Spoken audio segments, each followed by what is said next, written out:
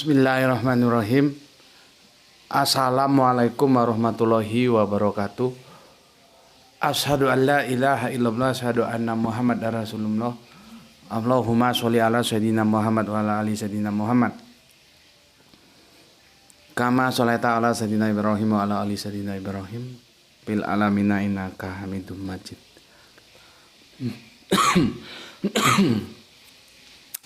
Sebelumnya kita panjatkan dahulu doa kepada Gusti Allah Ingkang Maha Agung untuk saudara kita yang telah memberikan sholawatnya dengan kemurahan hatinya berupa infak dakwah kepada channel dakwah ini, ya. Semoga sholawat itu menjadi catatan langit amal soleh bagi mereka dan keluarganya kelak, dan semoga Allah membalaskannya dengan balasan yang lebih baik lagi, karena hanya Allah lah yang paling pandai, ya,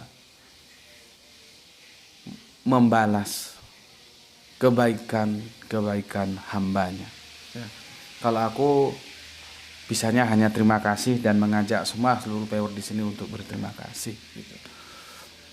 Berikutnya untuk seluruh viewerku dimanapun kalian berada, di mancanegara maupun di dalam negeri, ya, dengan sebuah harapan agar selalu always dan always selalu, ya, tuh anti skip dan anti download, ya. Nggak tahu kalian bisa tertib anti skip atau anti download nggak? Ya kalian atur lah, ya. Karena kalau di skip terus ya bagaimana iklannya mau masuk, gitu, ya. Oke. Dan diharapkan bagi yang berkenan silakan di-share link-link kajian dari channel dakwah ini, ya. Atas doa-doa baiknya kepada siapapun kalian, aku ucapkan terima kasih dan semoga kebaikan doa itu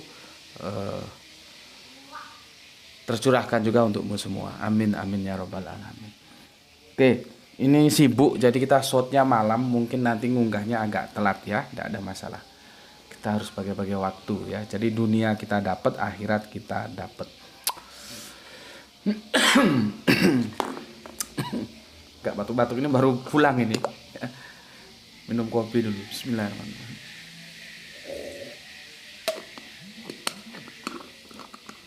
Oke, aku punya 3 request. Yang aku ingat 3 request, ya.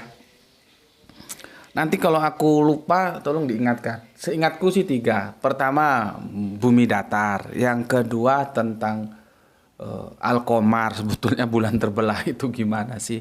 Yang ketiga, nah ini yang ketiga, ya. Ini kalau kalian baca ada di komen kajian kita beberapa waktu lalu dengan tajuk silahkan NASA menguji ketangguhan informasi saintis Al-Quran. Quran surat Al-A'raf surat 7 ayat yang 25 seri kedua, ya. Requestnya itu dari MBR Tenda. Apa itu MBR Tenda? Gak ngerti aku, ya. Wonosobo hadir gue. Salam Islam rasional. Oh iya aku lupa, ya. Salam rasional. Salam Islam rasional untukmu semuanya. Ya. Oke, gue ulangi, ya. Wonosobo hadir gue. Salam Islam rasional. Penjelasan dari GM membuktikan bahwa Nabi Isa tidak hidup di langit. Iya memang benar, mana ada orang bisa hidup di langit. Ya. Lalu dia bertanya, pertanyaannya, Al-Quran menginformasikan atau tidak setelah Nabi Isa diangkat derajatnya oleh Allah, wafatnya bagaimana? Wah, wafatnya bagaimana, ya? Maka aku jawab, wafatnya tidak diinformasikan bagaimana beliau wafat, tapi ya kita menggunakan keumuman saja. Wafatnya ya sebagaimana kita wafat juga, jadi natural, tidak, kan Al-Quran mengatakan tidak disalib, ya, dan tidak dibunuh, ya, jadi wafatnya ya natural saja, ya, wafatnya natural. Di mana? Ya di bumi. Masa orang wafat di langit, ya. Masalahnya di bumi mana? Nah, itu yang akan kita diskusikan kali ini. Ya, maka Ini aku sedang mood, aku akan bahas ini, ya. Tapi ini sebetulnya hanya ekstrak, ya, ekstrak yang sesungguhnya itu dibahas secara rinci. Itu ada 11 seri dengan tajuk Kanjeng Nabi Isa tidak akan turun lagi. Itu 11 seri. Kalau mau holistik di sana, tinjauannya di sana lengkap, ya. Dari sisi antropologis budaya Israel diawali dari itu. Kemudian tengahnya dari sisi teologis ada di situ. Akhirnya nanti kan bicara Dajjal. Dajjal itu sudah masuk ranah politis. Dan di sana aku jelaskan, jadi antropologisnya kena, budayanya kena, teologisnya kena, politisnya kena. Di sana ya. Nah, yang sedangkan di sini ini ekstraknya saja, ya, karena masih banyak yang mempertanyakan itu, ya, termasuk teman kita dari Wonosobo ini.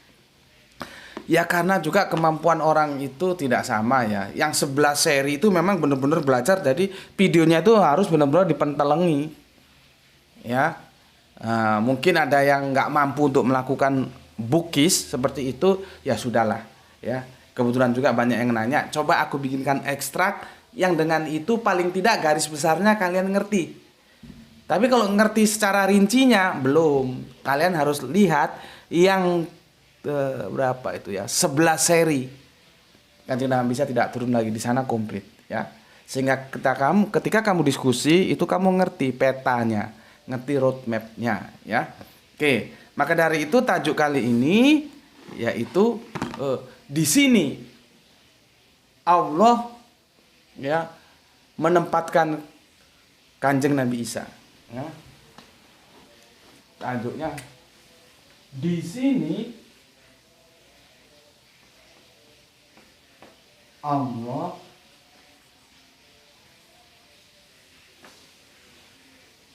menempatkan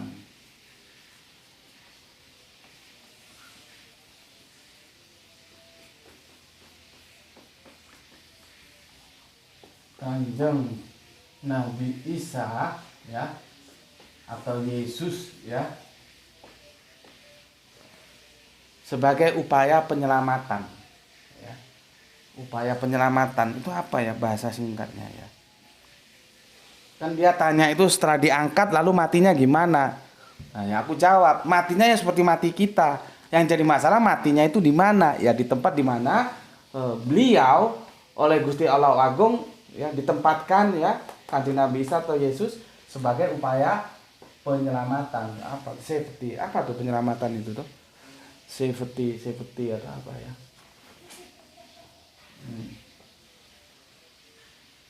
Tindakan penyelamatan, gitu, ya. Tindakan penyelamatan. Ini seri 1 nih, ya. Oke. Ya. Kalau mau baca bukunya ini ada, cuman ini tidak dijual bebas dan aku lost kontak sama penulisnya, ya. Kalau kita baca buku itu kita tidak perlu tahu secara rinci, ya, tentang kesemuahan dari si penulis itu, ya. Kalau itu menjadikan masalah, yang penting kita tahu tentang apa yang dia tulis, ya. Contohnya begini, aku punya teman, dia bilang aku nggak mau ngaji sama ustadz itulah, dia ngerokok. Akan jadi masalah dia ngerokok itu kan urusan dia. Yang penting ilmunya itu bermanfaat, gitu loh. Tapi kadang-kadang orang nggak bisa berpikir objektif karena ustadz, kiai, ya, itu bukan manusia yang sempurna. Jangan kamu harap sempurna karena menurutmu rokok itu haram misalnya, terus ada ustadz ngerokok kamu nggak mau ngaji ke dia padahal ilmunya bermanfaat. Lah kamu mau lihat rokoknya apa melihat ilmunya, kan gitu. Cuma kan orang nggak bisa objektif di situ. Jadi lebih baik kamu sebetulnya nggak tahu kalau dia ngerokok atau tidak. Nah, itu maksudku. Nah, banyak, ya, kita yang belum bisa berpikir objektif seperti itu. Nah, ini buku ini ditulis, ya, dengan bagus sekali oleh Kang Mas Hutaki, ya. Nih. Amat tuh. Tapi ini tidak dijual bebas ini masalahnya. Dan ini kenang-kenangan dari almarhum Mas Bagio, sahabatku ya, teman diskusiku. Ini bagus ini ya. Jelas kan? Coba nampak tuh. Nah, ini. Ya. Oke. Kenapa aku begitu mod untuk menjelaskan ini kepada Mas Sopo kuwi mau? Wonosobo kuwi sapa jenenge? Mas MBR Tenda. Apa MBR Tenda kuwi? Apa tuh? MBR Tenda Wonosobo ya. Karena kebetulan masuk di grup, bukan di grup deng, ini Japri WA ya, dari seorang ustadz. Dia menceritakan tentang Kanjeng Nabi Isa ya, tapi harus kita hormati ya, cara pandang dia seperti itu, ya sudahlah kita hormati ya. Dan menurutku ya itulah implikasi dari metodologi pendidikan yang tidak melahirkan sebuah daya kritik. Akhirnya kesalahan itu diwariskan dari satu generasi ke generasi lain. Nanti dia jadi ustadz, dia juga akan mengajarkan begitu seperti di video ini. Dan nanti muridnya juga begitu dan terus begitu. Nggak ada yang berani potong kompas bahwa cerita itu harus dihentikan karena tidak Qur'ani. Nah, tugas kita di sini ya melawan mainstream seperti itu. Harus dihentikan itu dengan argumentasi yang bisa kita gali. Dari mana? Ya dari Al-Quran juga. Gitu ya. Ini seorang ustadz masih muda, ganteng ya. Coba kamu dengar dulu videonya. Dan ini bagus ya. Bagus untuk referensi kita ya. Tapi bagaimanapun cara pandang dia masih konservatif atau tradisional ya. Dan itu tetap harus kita hormati ya. Kalau bahasaku masih roda 3 ya. Oke, ini lihat ya, ini dengar sebentar ini tuh. Ada 3 pendapat manusia. Pendapat pertama mengatakan bahwa Nabi Isa dibunuh dan disalib oleh kerajaan yang berkuasa ketika itu, dibunuh sebagai manusia penjahat sehingga dia mati su'ul khatimah. Ini keyakinannya Yahudi. Keyakinan yang kedua, Nabi Isa berhasil dibunuh dan disalib dan beliau mati dalam keadaan husnul khatimah, karena kematian beliau menebus dosa seluruh umat manusia. Ini keyakinan Nasrani. Pendapat yang ketiga, Nabi Isa tidak dibunuh. Mereka tidak membunuh Nabi Isa dan tidak menyalib Nabi Isa, namun ada orang yang diserupakan dengan Nabi Isa. Lalu orang inilah yang mereka bunuh dan yang mereka salib. Dan itulah keyakinan yang dimiliki oleh kaum muslimin. Yang jadi pertanyaan, ketika Allah mengangkat Nabi Isa, yang diangkat itu ruhnya atau jasadnya? Kalau ada orang yang meyakini yang diangkat oleh Allah adalah ruhnya saja, berarti apa? Beliau mati. Kalau kemudian jasadnya diangkat, ruhnya dibiarkan, tidak mungkin ya. Dan kemungkinan yang ada hanyalah yang ketiga, ruh dan jasadnya yang diangkat oleh Allah Subhanahu wa Ta'ala. Dan itulah keyakinan kaum muslimin ahlu sunnah, bahwa Nabi Isa alaihissalatu wassalam diangkat ruh dan jasadnya. Kok bisa Pak? Kembalikan kepada satu prinsip ini, Allah Maha Kuasa atas segala sesuatu. Dan saya pernah menjumpai ada jamaah yang punya keyakinan Nabi Isa sudah mati dan diangkat oleh Allah dalam posisi sudah mati, dan itu keliru. Yang benar Nabi Isa diangkat oleh Allah dalam posisi hidup. Kalau diangkat dalam posisi mati, sama seperti keyakinan Yahudi dan Nasrani, yang mereka meyakini Nabi Isa sudah mati. Ya, menarik kan? Pertama, jasad dan ruh. Dia bilang yang diangkat itu jasad, ruh. Ya. Ini perdebatan klasik. Ini perdebatan klasik ulama-ulama dulu Ya begini perdebatannya itu, ini diangkat itu rafa'ah ya, rafa'ah. Ya. Itu artinya diangkat. Untuk yang sekarang ya, nanti aku jelaskan. Dia punya arti lain ya. Diangkat. Yang diangkat itu apa? Jasad dan ruh. Jadi perdebatannya di sini, jasadnya doang atau ruhnya doang, atau jasad dan ruhnya doang. Mereka tidak pernah berdebat. Rafa'ah ini artinya diangkat ya, atau mengangkatnya ya, mengangkat atau diangkat atau angkat ya, atau angkat. Masalahnya ini angkat apanya?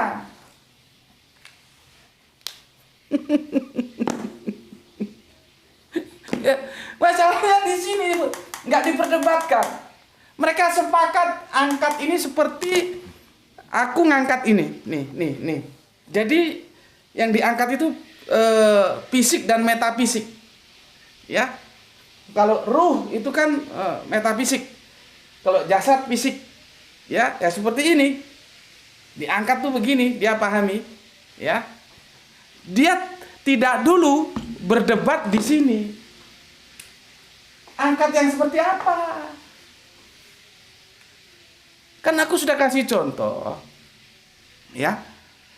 Pak Presiden mengangkat menteri-menterinya. Apakah menteri-menterinya itu secara geografis berubah dari yang awalnya di bumi terus ada di langit sono?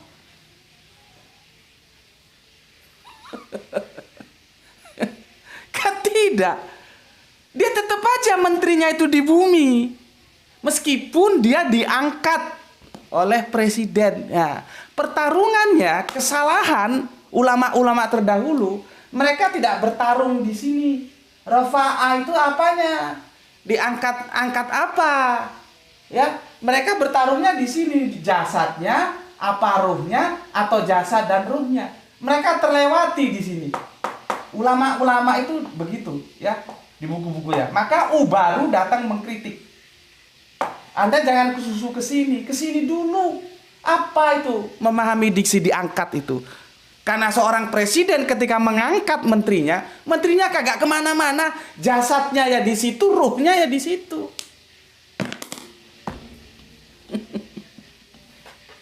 Itulah perlunya kecerdasan. Ya. Kita potong kompas sekarang supaya dongeng-dongeng itu hilang. Kita memahami agama secara Qur'ani, murni, tanpa terpengaruh oleh dongeng-dongeng. Makanya kemarin ada yang minta dijelaskan tentang Al-Qamar. Masalahnya kamu sudah siap belum mendengar penjelasanku? Nanti kalau kamu nggak siap, muter itu kepalamu. Karena kamu sudah tercekoki dongeng tentang bulan terbelah. Bismillahirrahmanirrahim. Ya, pertarungannya seharusnya jangan buru-buru masuk ke sini. Jasadnya atau ruhnya, pahami dulu. Rafa'a ini angkat seperti apa? Jadi ya, jasadnya Kanjeng Nabi Isa, ruhnya dengan Kanjeng Nabi Isa, ya tetap di bumi. Gitu loh. Kanjeng Nabi Isa apa sudah mati? Ya sudah. Orang dia manusia kok. Coba kamu bayangkan hidup sekian ribu tahun. Nanti kalau memang dia hadir lagi, hadir dalam usia seperti apa dia? Apakah tua? Apakah masih gagah usia 30 tahunan fisiknya? Dan dia ya ketika di ujungnya menjawab dengan Allah Maha Kuasa. Kalau sudah membawa Allah Maha Kuasa itu nggak usah diskusi. Semua juga sudah tahu kalau Allah Maha Kuasa. Itu artinya dia tidak mempunyai analis yang itu Qur'ani. Kalau seorang Allah Maha tahu ya sudah. Allah Maha Kuasa ya sudah. Seperti aku bilang, kenapa dia mati? Ya karena sudah dimatikan Allah. Ya sudah, nggak usah didiskusikan. Memang takdirnya sampai di situ. Tapi kenapa dia mati? Ya tenang aja dia mati karena dia naik mobil ngebut banget. Kenapa kok ngebut? Ya karena dia buru-buru. Di samping itu buru-buru remnya itu nggak pakem. Dipelajari. Kenapa remnya kok nggak pakem padahal sudah cakram. Turbulensinya seperti apa. Akhirnya jadi ilmu. Ilmu apa? Ilmu otomotif. Gitu loh. Begitu juga kenapa dia mati? Dia diare. Iya diteliti. Dia makan apa? Suhunya berapa yang dimakan? Ya jam berapa dia makan? Jadi ilmu kedokteran. Tapi kenapa dia mati? Ya sudah Allah tentukan mati. Ya sudah, nggak usah diskusi kalau langsung dibawa ke Allah. Nggak jadi ilmu. Sama seperti tadi. Kenapa bisa gitu? Allah Maha Kuasa. Semua juga tahu Allah Maha Kuasa, tapi otak masa nggak berpikir sih? Ya, oke.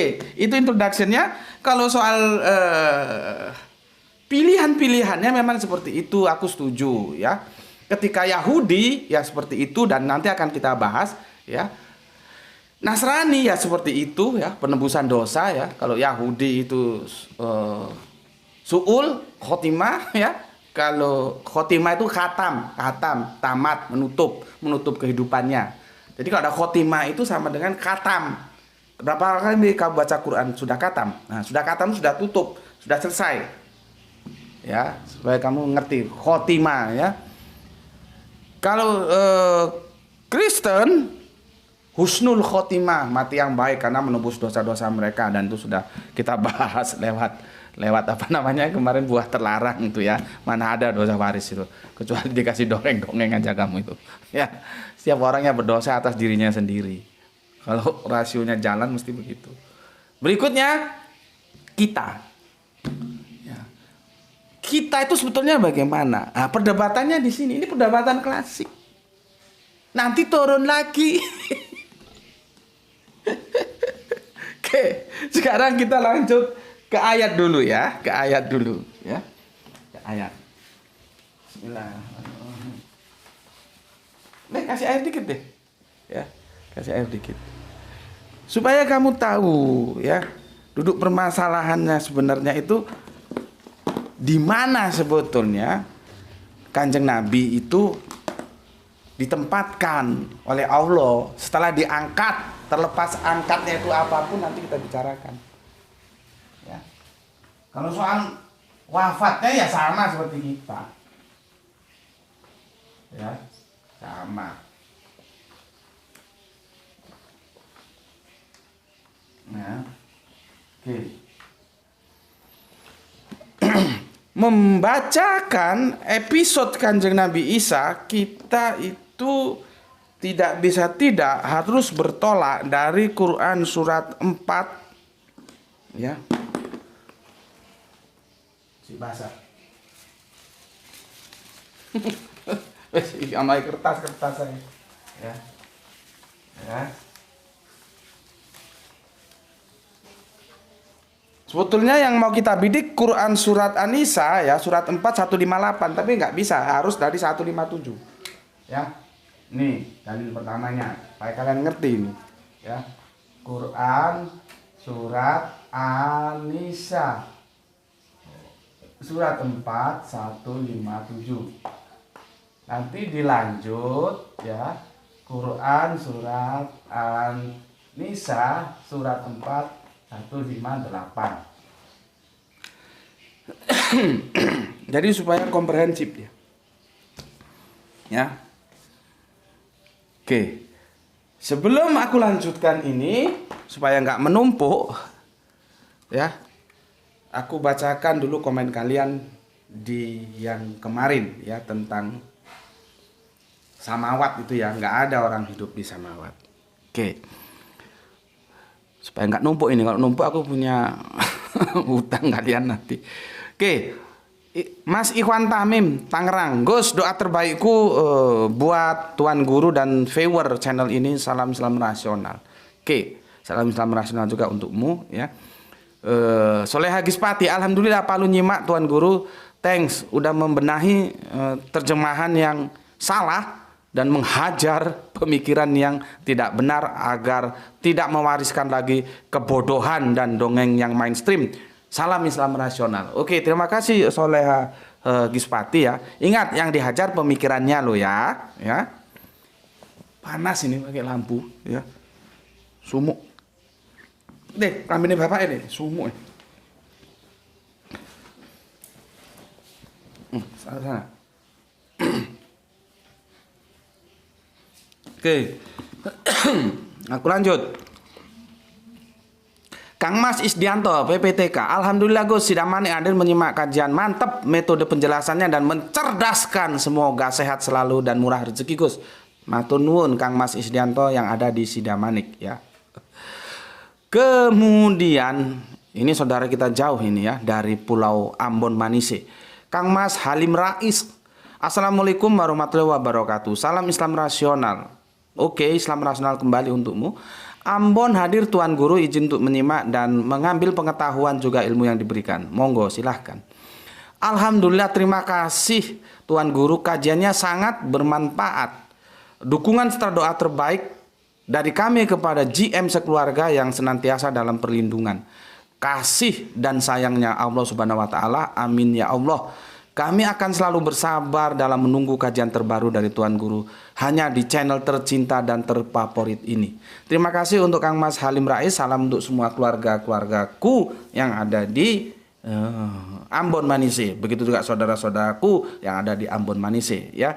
Terima kasih atas apresiasinya. Kemudian Kang Mas Ikhwan Tamim, wah ini Tangerang, Tangerang hadir Gus.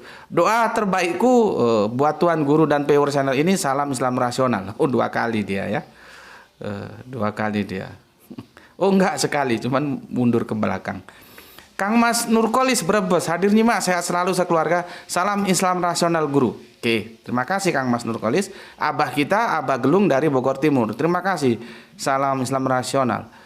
Dimas Sunse Semarang kali ini banjir ojo semelang yang ora tak pikir.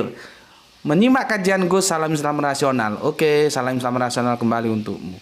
Glokok Jaran Kediri hadir nyimak dengan aplikasi YouTube Orinya, anti skip iklan dan salam Islam rasionalis. Matur nembah nun ya atas apresiasinya untuk masuk ke dalam ranah anti skip iklan. Terima kasih untuk saudaraku yang ada di Kediri, Kota Tahu Takwa. Dia bilang aplikasi YouTube Orinya gitu. Mantap. Ini viewer termuda kita ya, Kang Mas Rizal Wahyu, tapi masih muda, semangatnya belajar, patut diacungi jempol. Rembang selalu hadir Gus. Oke, terima kasih. Ini tadi baru teleponan dengan Kang Mas EM ya, Edi Margono dari Jogja ya, Bantul. Banyak yang harus kita ceritakan tadi ya Mas ya, tentang jadi video-video Gus Poti itu ternyata ya alhamdulillah dibantu oleh Kang Mas Edi Margono, karena aku jarang lihat YouTube ya. Kang Mas Edi selalu memberikan informasi ke aku ya. Ternyata video-video Gus Poti itu banyak ya diunduh dan mereka tayangkan ulang oleh teman-teman kita ya. Ya kalau memang tujuannya baik sih, tidak menyimpang dari apa yang aku sampaikan, ya aku masih bisa masih bisa memberikan toleransi lah. Artinya monggo silakan, selama itu tujuan baik. Artinya dia mau menjelaskan itu perlu dukungan dari argumentasiku, itu monggo nggak apa-apa. Yang aku kesal itu kemarin karena ada dari seberang sana, begitu dia unduh videoku, dia edit dan dia rubah substansinya seperti yang dia mau. Nah, itu yang aku ya jengkel lah ya. Tapi kalau yang tadi yang aku diskusikan dengan Kang Mas Edi Margono dari Jogja, aku terima kasih Kang Mas Edi infonya ya, enggak masalah. Karena saudara kita dari seberang itu perlu dukungan argumentasi dari Gus Meti. Jadi dia mengunduh video dari Gus Meti untuk menjelaskannya, enggak apa-apa. Artinya itu digunakan secara baik dan bertanggung jawab. Oke, berikutnya Kang Mas Abdul Kadir. Sebetulnya jangan Jailani, Kang Mas Abdul Kadir Pamekasan. Nah, gitu seharusnya, karena Jailani itu kan ada di Irak sana. Terima kasih Kang Mas ya. Ini apa ini? Gerbang salam ikut ngabar Isra bersama UGM. Selalu always. Mantap lah. Risalah Kitabullah, Mursalin Nabiullah dan Salim Dinullah adalah satu kesatuan yang tak terpisahkan. Dengan mengartikan berquranlah Iqra pada Quran surat 96 ayat 1 yang diajarkan kepada Rasulullah Muhammad SAW, bukan kepada Rasulullah yang lain. Sebagai komparasi kita bisa memahami tentang diksi utlu pada Quran surat 29 ayat ke-45. Terima kasih Kang Mas Abdul Kadir, ini senior kita ini ya. Ini jago Al-Quran juga ini ya. Kamu kalau mau tanya karaktermu seperti apa, terus nanti sakit-sakit apa yang biasanya kamu derita, itu dia bisa. Asalkan tanggal lahirmu tepat, nanti dia berdasarkan Al-Quran, oh kamu juz 1, oh kamu juz 3, karaktermu begini-begini, kamu cocok begini-begini. Pinter ini Kang Mas Abdul Kadir ya. Oke, Kang Mas Syahran Gifari menyimak setelah tayang 22 menit. Oke, terima kasih. Kemudian Akang Pepep Hendrawan nyimak Gus. Oke, terima kasih. Kang Mas Didi ya. Apa lagi? Gus, tolong jelaskan Quran surat As-Sajdah 32 ya. Ayat yang kelima dan Quran surat Al-Ma'arij surat 740. Kedua ayat tersebut seolah Allah ada di atas. Makasih sebelumnya Gus. Selanjutnya nyimak aja. Ini apa? Belum pernah aku terjemahkan ya ini. Oke Mas ya, aku tampung dulu ya. Takutnya aku sudah pernah bikin videonya ya. Oke, terima kasih Mas Didik. Aku tampung dulu, nanti kalau aku lupa ya diingatkan. Berapa? Waduh, sudah setengah jam. Kang Mas Hermananata Wijaya. Oke, terima kasih ya. Kang Mas Hermas Kalteng Murung Raya hadir nih, Mak. Oke, terima kasih. Empu di 99 hadir, terima kasih. Oke, itu semua telah aku bacakan request dari kalian. Sekarang kita masuk ke sini ya. Oh, pakai ini aja. Tabnya Bapak yang satunya mana? Bapak mau lihat Quran digitalnya ya. Kamu buka surat ini. Quran surat An-Nisa 4157 dan Quran surat An-Nisa 4158 ya. 4157 ya.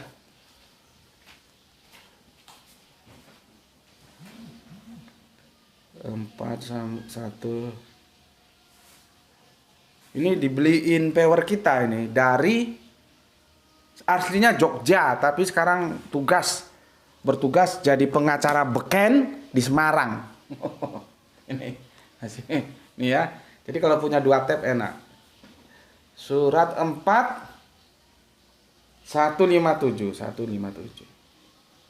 Oke. Ini ya, lihat ini. Langsung ke anunya aja ya, ke terjemahannya. Nanti kalau ada yang perlu aku benahi, aku jelaskan.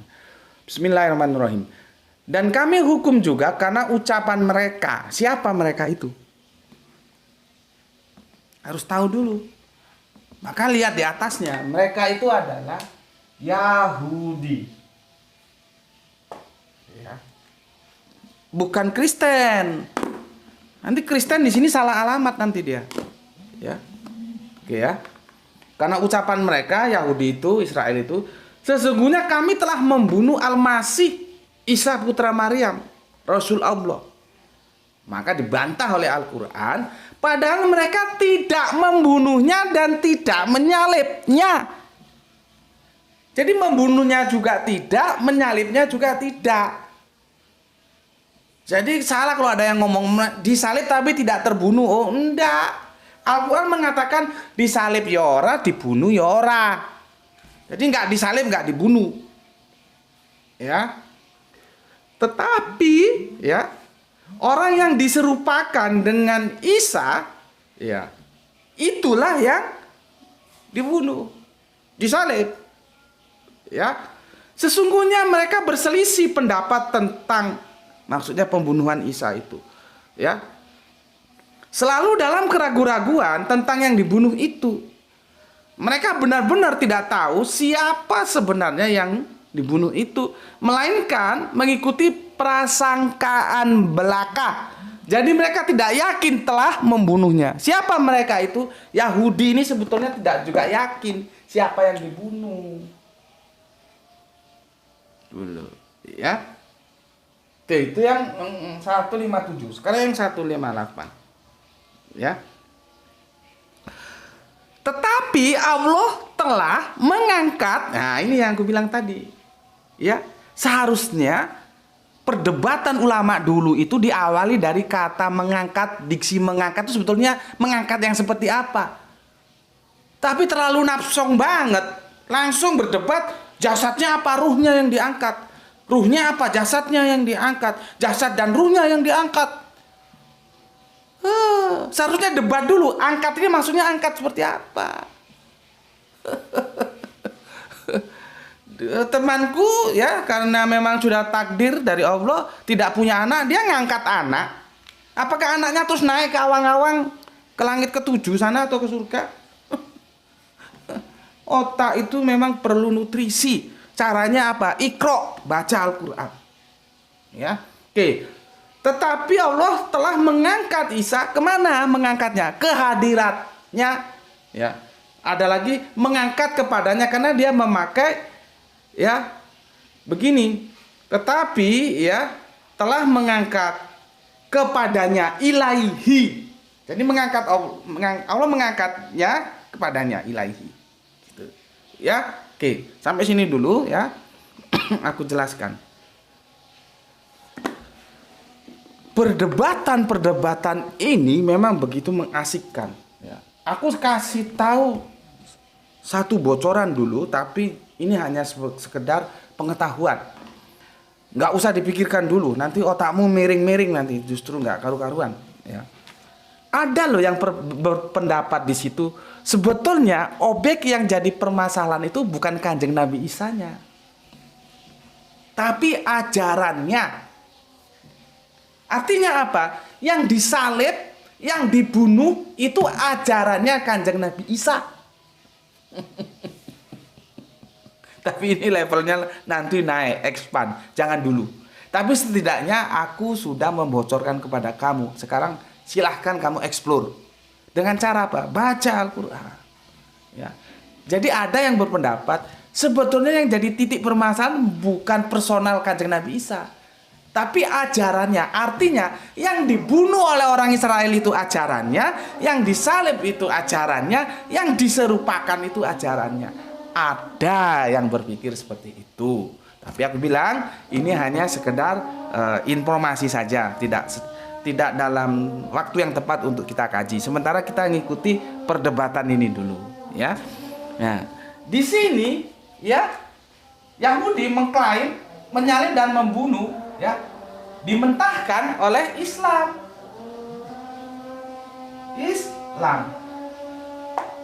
Nah, jadi sebetulnya masalah penyalipan Yesus itu adalah pertarungan antara Yahudi lawan Islam. Nih, sebetulnya begitu. Yang menjadi tanda tanya, mengapa kok Kristen nyelonong ke sini? Kenapa Kristen kok keberatan? Itu nanti kita bisa diskusikan di seri yang kedua. Tapi setidaknya kamu tahu, sebetulnya ya polemik tentang penyalipan Yesus itu adalah pertarungan sengit antara Yahudi dan Islam. Yahudi mengklaim mereka menyalib dan membunuhnya, tetapi Islam menolak dengan mengatakan, oh bukan, itu yang kamu salib, yang kamu bunuh adalah orang yang diserupakan. Jadi ini sebetulnya pertarungan antara Yahudi dan Islam. Pertanyaannya, kenapa tiba-tiba Kristen nyolot ke sini? Ya, kan sekarang orang Yahudi itu sekarang nggak ngurus loh ya ini. Mau yang disalib siapa kok, mau yang dibunuh, dia nggak ngurus. Justru Kristen ini yang mempertahankan mati-matian bahwa yang disalib itu Yesus. Kenapa? Why? Tanda tanya besar. Ya, nanti kita diskusikan di seri berikutnya. Oke, sampai di sini dulu ya. Pesan dari aku, jaga Islam, jaga Kanjeng Nabi, jaga Al-Quran, kuatkan imanmu, tetapi tetap memberikan hormat kepada saudara-saudara kita yang lain. Oke, kita sama-sama berdoa semoga mendapatkan rezeki yang melimpah, yang barokah dan kesehatan yang prima, sehingga kita tetap bisa bertemu dalam pemikiran-pemikiran yang itu akademis ya. Jadi pertarungan-pertarungan kita dalam bingkai akademis ya. Sampai di sini dulu. Bismillahirrahmanirrahim. Alhamdulillahirabbil alamin.